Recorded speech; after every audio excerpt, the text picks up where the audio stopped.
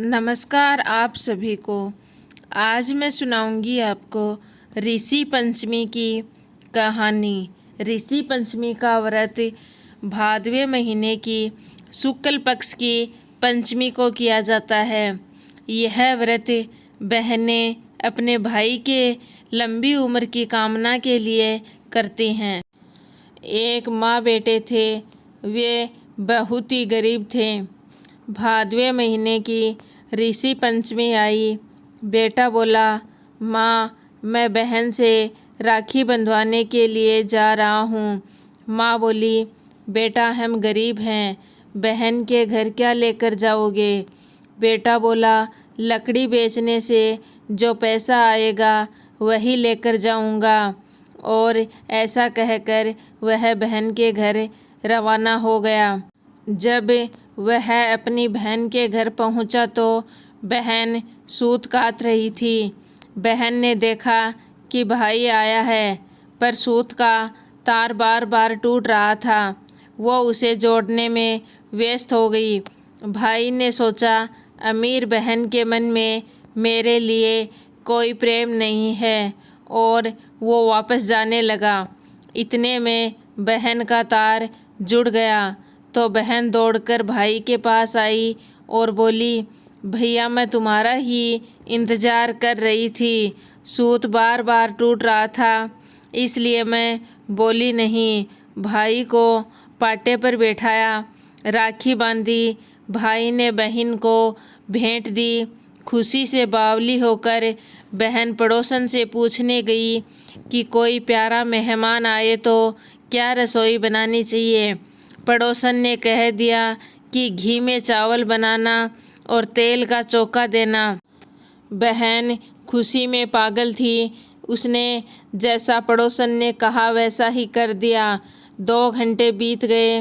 भाई ने कहा, बहन भूख लग रही है। बहन बोली, भैया चावल बने नहीं। और भाई को पड़ोसन वाली बात कही तो भाई बोला, बहन घी में चावल बनते हैं क्या, दूध ला और खीर बना। बहन ने खीर बनाई। सबने अच्छे से भोजन किया। सुबह अंधेरे भाई को जाना था तो बहन ने लड्डू बनाने के लिए गेहूं पीसे। लड्डू बना के भाई के साथ बांध दिए।